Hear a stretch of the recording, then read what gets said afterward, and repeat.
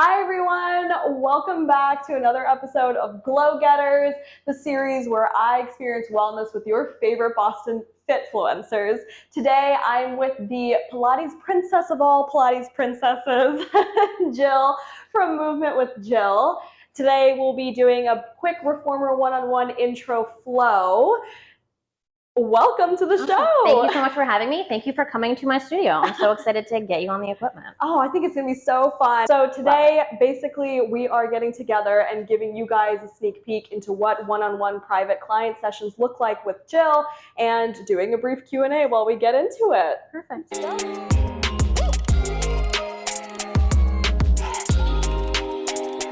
What range here? All the way out. Good, and then yes, of course, we have our pulses come in halfway. Alrighty. Little pulse in an inch, good. All right. Yes. I think I'm good. All right. Good. So Jill, now that I'm focused. Yes. What does wellness mean to you? That is, I feel like, a very tricky and also like overview question, because wellness is so many things. It's not just physical health, it's not just mental health, it's the whole act of what makes you feel good mentally, physically, in your body, in your day-to-day. And so for someone who's a big fitness person, you're going to stay lifted, little pulses here. Wellness to me is just finding what makes you feel good in your body. Whether that be you like getting an IV drip once a week, you like doing Pilates 6 times a week, you're a walker and you just walk 3 days a week with your dog, whatever that is, it's whatever makes you feel good and healthy. Because wellness and fitness, which I feel like people forget, good, you can come all the way down.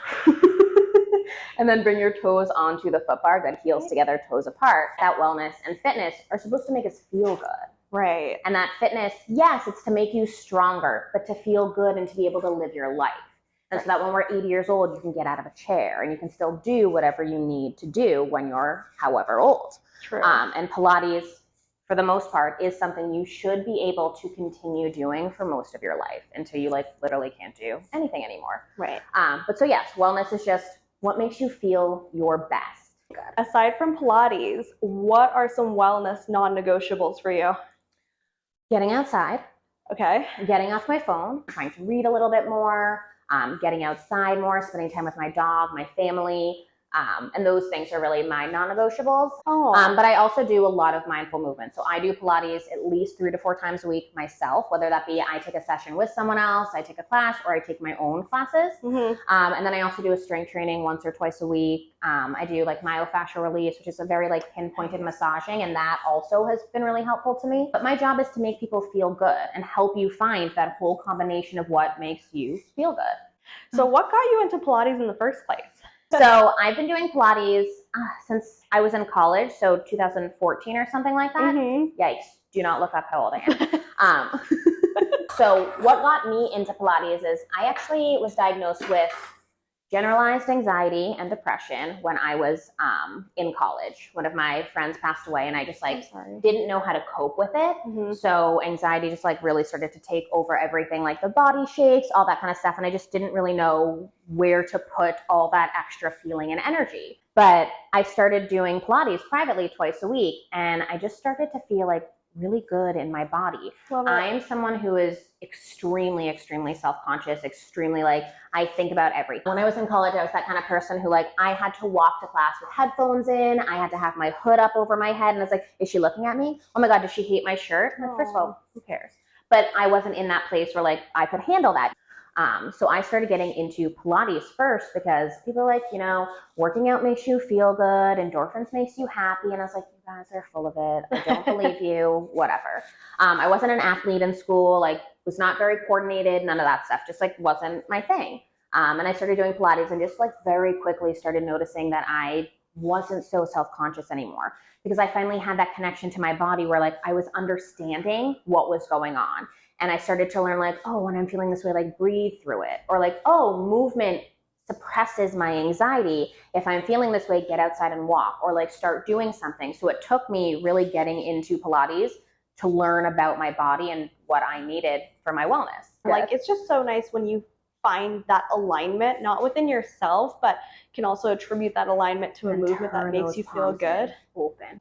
You guys, I'm sweating. This is, forearms come out. I put on the AC before we started to make sure the room had like a nice cool Like, temp. Yeah. I don't know how I'm talking, but I'm like People trying are to keep with it. well, I'm that's like, also why like when people take Pilates, they're like, no, it's supposed to be easy. Like, you know, you shouldn't really sweat through it. Like, if you're engaging the right muscles, it should be hard. Totally. We're gonna do shoulders down and away from the ears. Okay. Good.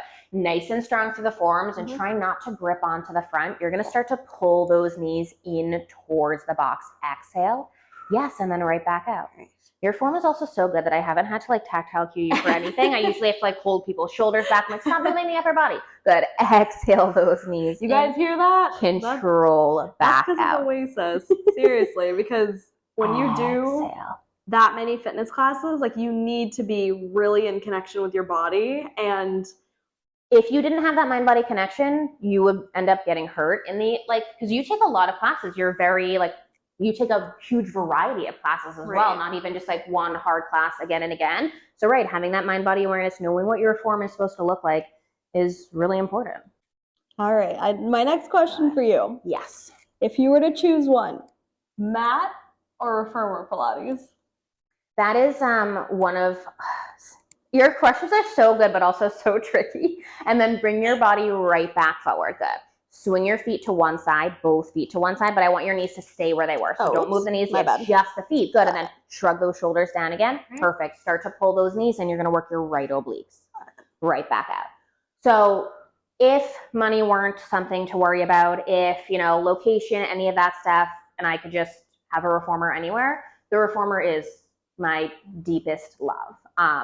I have some injuries, so that feedback the reformer gives me is really helpful. It also is really nice on joints of giving that feedback to the spring resistance. Like your joints just kind of feel nice and released. You don't really have to worry about locking your knees as much as you would like with a slider on the floor or something like that. Not saying there's anything wrong with those, but it's just a little bit easier to give that feedback and know what should feel right and not. However, mat is much more accessible. And by doing mat 3 times a week, I have noticed myself that I'm getting much stronger, and then opened up my own platform. So I've been teaching quite a lot virtually. And now that I have a virtual platform, I don't get to be on the reformer as much as I used to. So I've had to refine that love for mat. And I absolutely love mat too. I can take it anywhere. I can be on a vacation and take a quick 10-minute class wherever I need to. Reformer is my deepest love, but I love the convenience and what mat gives you as well. I just find for certain things, like people who want one-on-ones, people who want that really like detailed attention, the machine just gives you such good feedback for that. Right.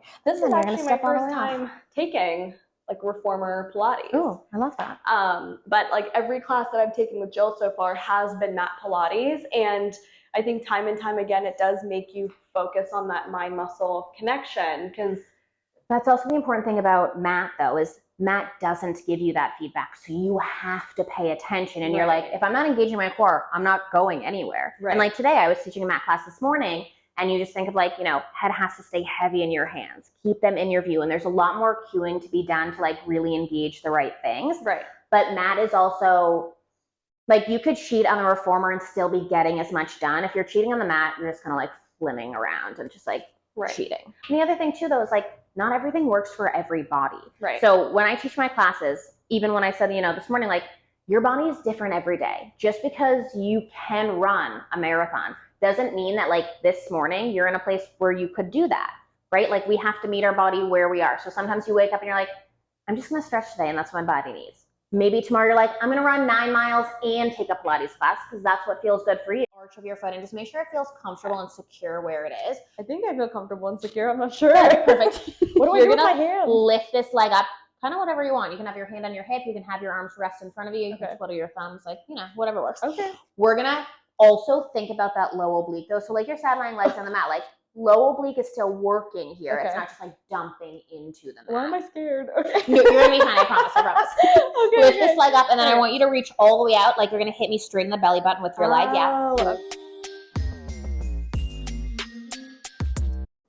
Okay, so what is next for Movement with Jill? What's the vision? What's the end goal? Lots of visions and lots of end goals. For me, I'm still trying to just like grow my presence in general and really help Pilates grow. So I do have some events in Boston lined up for the summer and for the fall. I'm also doing a lot of work with Boston Strides, their breast cancer. Oh. So I am part of their committee, so I'm hosting a few events for them as well. I also the end goal would be to hopefully open my own studio in Boston one day and really give people that free, welcoming, mindful movement space. But my main goal is just to help people feel good, so I can spread that, whether it be opening a studio, and maybe that isn't, what ends up happening. Maybe it's just virtual stuff and classes around.